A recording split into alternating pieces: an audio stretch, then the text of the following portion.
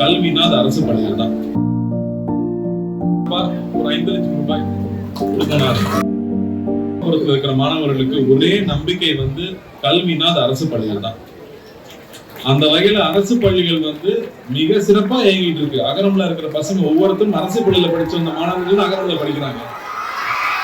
அவங்க எல்லாருமே முதல் தலைமுறை மாணவர்கள். அவங்க வந்து சொல்றது அவ்வளவு அன்பா அவங்க ஸ்கூலை பத்தியும் அவங்க ஆசிரியர்கள் பத்தியும் சொல்லும் போது அவ்வளவு நெகிழ்ச்சியா இருக்கும் கேட்கறதுக்கு. இந்த மாதிரியான ஒரு அன்பான ஒரு சூழல் நம்ம அரசு பள்ளிகள் இருக்கு.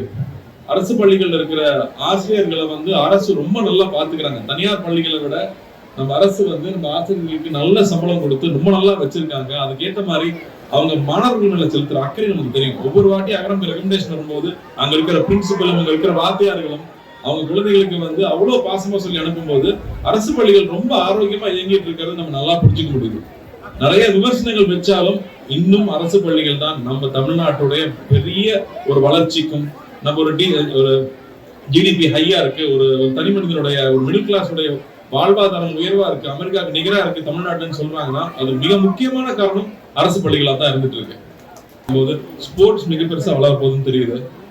சோ எங்க சார்பில் நான் சொல்ல நினைக்கிறது அகரம் எப்பவும் இந்த பள்ளியோட துணை நிற்கும் நான் நிச்சயமா உறுதி கொடுக்குறேன்.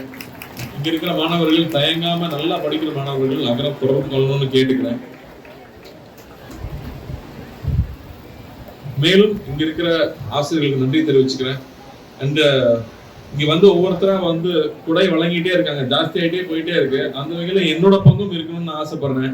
ஏன்னா அந்த ஸ்கூலுக்கு நான் முதல் நடந்து வரும்போது இங்கதான் அப்பா நடந்து போயிருப்பாங்கன்னு தோணுது.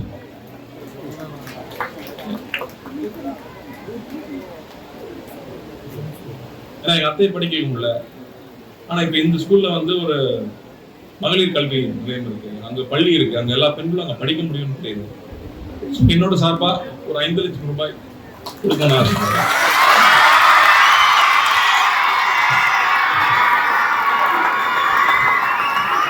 நன்றி, மிக்க நன்றி.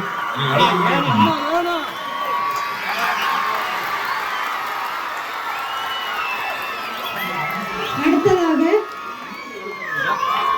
நமக்கு அழகான செய்திகளை உடனுக்குடன் தெரிந்து கொள்ள கீழ்கண்ட கேபிள் மற்றும் டிடிஹெச் நெட்வொர்க்குகளில் எம் நாடு செய்தி தொலைக்காட்சியை காணுங்கள்.